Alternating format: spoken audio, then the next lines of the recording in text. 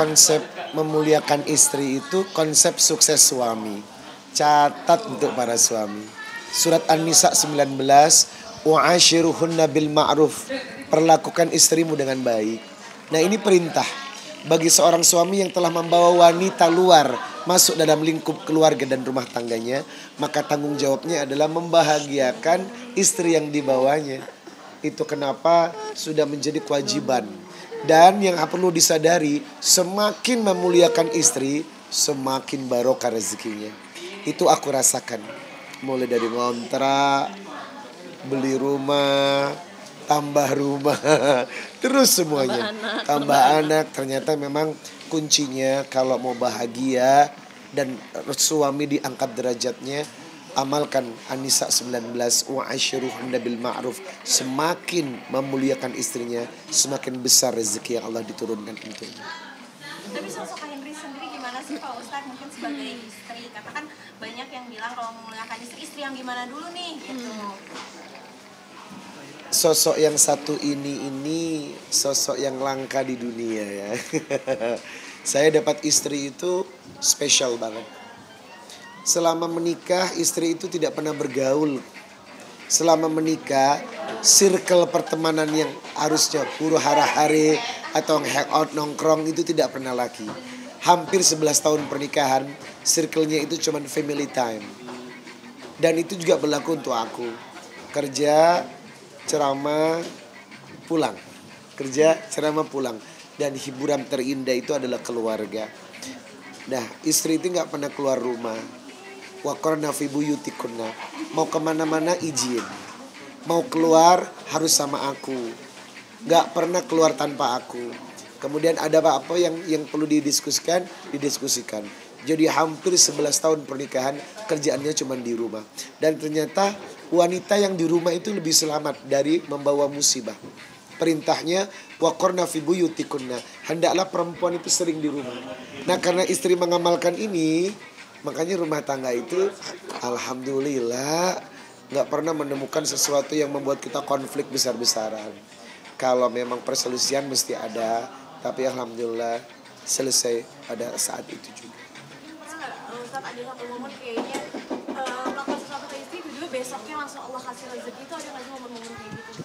Iya. Nggak pakai lama, biasanya nggak sampai besok. Jadi gini, hari ini kebetulan saya jajanin istri, misalnya 5 juta lah gitu ya. Nanti sore tahu-tahu ada transferan yang 10 kali lipat dari harga 5 juta. Dan itu dahsyat. Selalu begitu. Selalu ada sesuatu yang memang sifatnya itu istimewa banget. Makanya ini motivasi banget. Semakin melukai istri, semakin sempit rezeki suami. Semakin membahagiakannya, diangkat segala apa yang menjadi kebutuhan dan keinginan kita. Boleh tahu nggak tipsnya? Mungkin ibu-ibu, cewek-cewek di luar sana kan pengen tahu ya, dapat suami kayak gini gimana caranya? Dan berbakti ke suami. Gimana? Dapat suami kayak gini, dapat di mana? Gitu ya. Mungkin ada amalan khusus, doa khusus gitu Kak. Ya tadi kayak yang pas lagi live Brownies tuh aku bilang, mungkin itu ada doa mamaku juga di situ. 2 tahun sebelum beliau meninggal itu beliau bilang, oh nanti kamu dapat suami nih. Padahal kan nggak tahu ya apa yang terjadi ke depan gitu. Mungkin aja dia juga belum tahu gitu apa yang terjadi ke depan. Memang manusia nggak tahu ya. Cuma harapannya seperti itu gitu. Jadi meskipun orang tua udah nggak ada, ternyata doanya tuh sampai sekarang masih ada gitu. Doa yang baik-baik, dapat suami yang baik. Tapi memang waktu pas setiap aku berdoa itu emang spesifik sih doanya. Jangan pemain sinetron, tapi pemain sinetron ya. Maksudnya bukan dari kalangan artis gitu. Aku artis. Ya tapi kan ustadz gitu loh. Terus orangnya baik, bertanggung jawab, sayang. Yang penting sayang sama aku. Terus sama agamanya yang baik, bagus. Udah itu aja, nggak minta nyari yang dia harus kaya, dia harus ganteng, ini enggak sih. Jadi mungkin gimana sih, kan kata Pak Ustadz tadi berbakti banget sama keluarga gitu, seperti apa mungkin siapa aku? Menanggapinya. Kalau aku nanggapi duluan, ada salah satu komen netizen, Itu sebenarnya yang keren bukan ustadznya deh.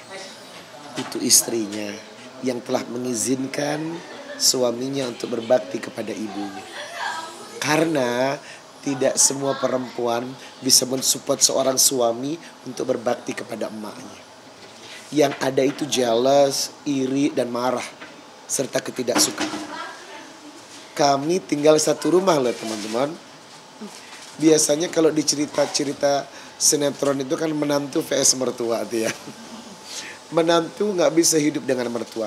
Tapi istri mampu loh ya, 11 tahun mendampingi saya hidup dengan mertuanya. Wow, itu keren banget. 11 tahun hidup dengan mertuanya, dengan segala kelebihan dan kekurangannya. Intrik mesti ada, perselisihan mesti ada, tapi dia mampu menyelesaikannya dengan baik. Dan itu yang membuat saya, wow, keren. Tidak semua perempuan mampu 11 tahun hidup dengan mertuanya dengan berbagai masalah. Apa yang membuat Sampai kayak bingung gini? ya. Apa yang membuat kayak Banyak gini? pertanyaan ya. Apa menerima kondisi seperti itu, terus Tinggal sama mertua. tinggal sama mertua, terus berbakti. Wah itu susah itu. Pertama mungkin ngelihat flashback dulu ya, kita harus tahu kenapa suami itu bawa ibunya, bawa keluarganya gitu. Ya karena memang dari kecil sudah broken home dan suami itu tinggal membawa ibunya gitu. Jadi memang ibu juga maksudnya bukan mertua yang aku ditinggalin kayak harta banyak segala macam. Jadi semua bergantung ke anaknya gitu. Bayangin nggak? Aku kan juga nanti akan jadi seorang ibu gitu. Gimana kalau aku dipisahkan sama anakku? Aku nggak mau juga itu terjadi gitu sama aku. Jadi apa yang aku lakukan sekarang itu, ya itu nanti akan berbalik sendiri ke aku gitu. Jadi aku suami berbakti sama ibu. Pertama karena kalau sekarang karena ibu udah sakit ya. Jadi dengan segala macam ujiannya, ya udah disabarin aja nggak apa-apa. Kalau misalnya ada apa-apa aku selalu bilang ini, aku punya anak laki-laki nanti. Kan suami selalu bilang anak laki-laki itu milik ibunya. Jadi jangan pernah pisahkan anak laki-laki dari ibunya gitu. Oh iya ya. Jadi itu aja sih. Nggak mau nanti kejadiannya kayak gitu juga gitu sama aku. Jadi bisa melihat mungkin kayaknya kalau nggak sama istri yang sekarang kayak aku nggak bisa nih ngejalanin itu, nggak mungkin kekayaan. Ya kadang kalau aku tuh suka GR-in diriku sendiri gitu. Suamiku coba aja cari perempuan lain, kadang nggak yang mau tinggal sama keluarga besar kayak gitu kan. Akan ada yang mau. Jadi kita suka ini gitu. Iya, saya melihat memang tidak mudah ya hidup satu rumah dengan beberapa keluarga. Dengan satu keluarga aja kadang ribet. Nah ini ada beberapa keluarga. Ibu saya, terkadang juga adik saya ada di rumah itu. Walaupun dia punya rumah, sering di rumah situ. Satu rumah itu ada 3 keluarga yang kadang punya versi masalahnya masing-masing, ribet dan keributannya masing-masing. Saya sering mendidik dia, kalau kehidupan ini memang harus kita nikmati dengan berbagai masalahnya. Satu kuncinya, menjadilah manusia yang mudah memahami dan mengerti. Kalau itu kamu lakukan, kamu bisa survival di medan perjuangan apapun. Kalau sudah menjadi orang yang berusaha mau mengerti saja setiap keadaan, insya Allah semua baik-baik saja. Mungkin kan 10 tahun rumah tangga nggak mudah juga menemani Pak Ustadz gitu dari nolnya. Seperti apa sih mungkin perjuangannya sebagai wanita gitu menemani suami? Sebenarnya menikah sama Ustadz itu bukan dari nol juga sih ya. Maksudnya kan beliau juga udah dikenal orang. Saya juga lagi di titik lagi memanjat gitu kan, udah di tengah-tengah gitu. Ya alhamdulillah, maksudnya memutuskan untuk menikah juga bukan dengan orang yang salah gitu. Jadi aku tuh cuma berdoanya. Tapi prosesnya nol banget dong. Yang nol banget ya. Maksudnya tuh kayak belum dikenal orang, itu dari nol banget. Iya kan, ngontrak dulu, ngontrak lagi. Iya kan, ngontrak 2 kali, baru beli rumah, berangkat haji. Prosesnya panjang. Tapi enjoy, saya menikmati ya. Saya merasa menikah ini 11 tahun nih, bulan 12 Bang. 11 tahun. 2014 ke 2025. 11 tahun. Mau 11 tahun ini bulan Maret itu aku merasa kayaknya baru aja menikah gitu, kayak pengantin baru gitu. Nggak merasa udah 11 tahun ya, enggak sih, karena saking menikmatinya. Orang kalau lagi enjoy itu nggak berasa kan, waktu itu terasa cepat banget karena saking enjoynya. Tapi kalau menikahnya nggak enjoy, waktu itu Ya terasa lama, lah. kayak berasa di neraka. Saya merasa 11 tahun kok kayak baru 2 tahun.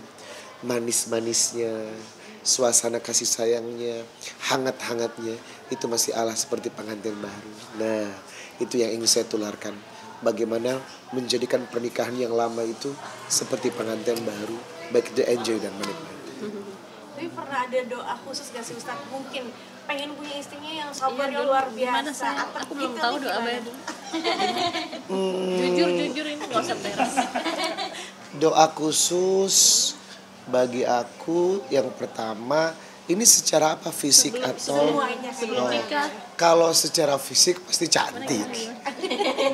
Aku Oh ingin, gitu. iya. Ya, dulu. Jadi Aku kalau ingin aku istri. nanti udah nggak cantik, suka gitu. Makin lama makin cantik kok. Kan biaya perawatannya ada. Oh iya. Terus. Jadi cantik, hidung mancung, Oh gitu. putih, mirip-mirip India, itu memang dream. Itu yang saya harapkan fisik dulu. Yang kedua lembut, baik, yang bisa dampingi saya. Ada ya. Ada di dia semuanya sampai hari ini. Gitu. Tapi punya tips khusus gak sih atau mungkin kegiatan yang selalu dari awal pernikahan sampai udah mau 11 tahun ini di antara kalian untuk lebih harmonis, makin harmonis itu? Kami selalu menyempatkan waktu untuk bertemu, berdiskusi, keluar bareng, makan bareng, walaupun sekedar yang sederhana. Jadi pertemuan saya dengan istri itu harus selalu ada, terutama dengan anak-anak. Kita sebut family time ya.